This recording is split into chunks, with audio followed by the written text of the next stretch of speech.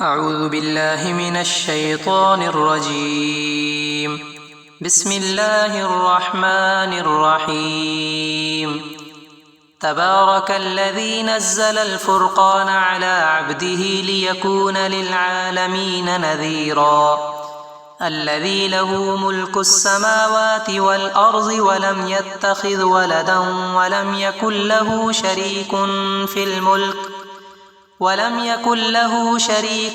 في الملك وخلق كل شيء فقدره تقديرا. واتخذوا من دونه آلهة لا يخلقون شيئا وهم يخلقون ولا يملكون لأنفسهم ضرا ولا نفعا ولا يملكون موتا ولا حياة ولا نشورا.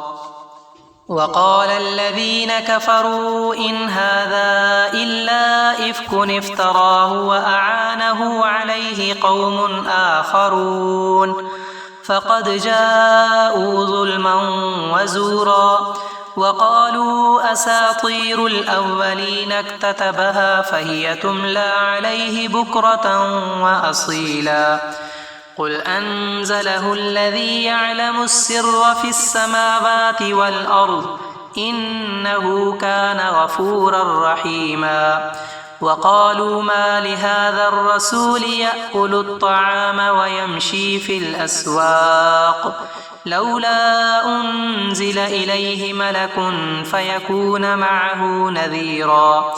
أو يلقى إليه كنز أو تكون له جنة يأكل منها.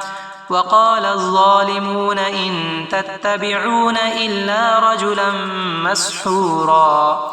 انظر كيف ضربوا لك الأمثال فضلوا فلا يستطيعون سبيلا. تبارك الذي إن شاء جعل لك خيرا من ذلك جنات تجري من تحتها الأنهار ويجعل لك قصورا.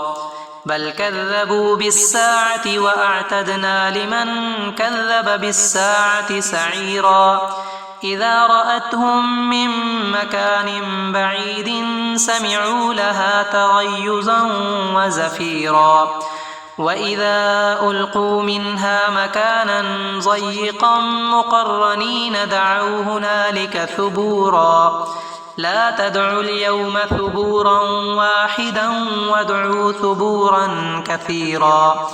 قل أذلك خير أم جنة الخلد التي وعد المتقون كانت لهم جزاء ومصيرا.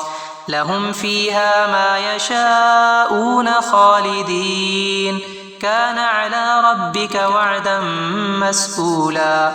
ويوم يحشرهم وما يعبدون من دون الله فيقول أأنتم أضللتم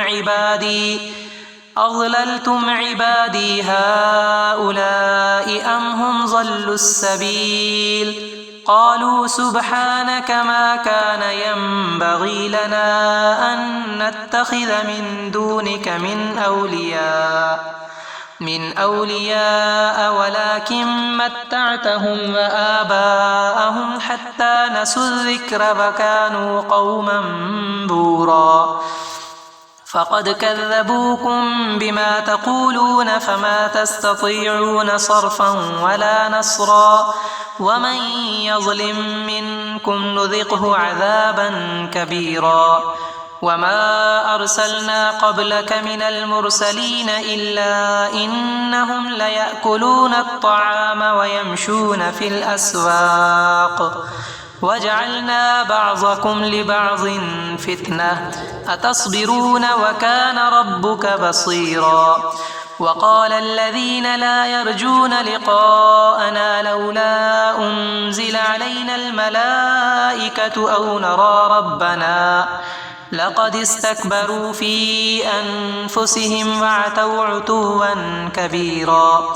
يوم يرون الملائكة لا بشرى يومئذ للمجرمين ويقولون حجرا محجورا وقدمنا إلى ما عملوا من عمل فجعلناه هباء منثورا أصحاب الجنة يومئذ خير مستقرا وأحسن مقيلا ويوم تشقق السماء بالغمام ونزل الملائكة تنزيلا الملك يومئذ الحق للرحمن وكان يوما على الكافرين عسيرا ويوم يعض الظالم على يديه يقول يا ليتني اتخذت مع الرسول سبيلا يا ويلتى ليتني لم أتخذ فلانا خليلا لقد أضلني عن الذكر بعد إذ جاءني وكان الشيطان للإنسان خذولا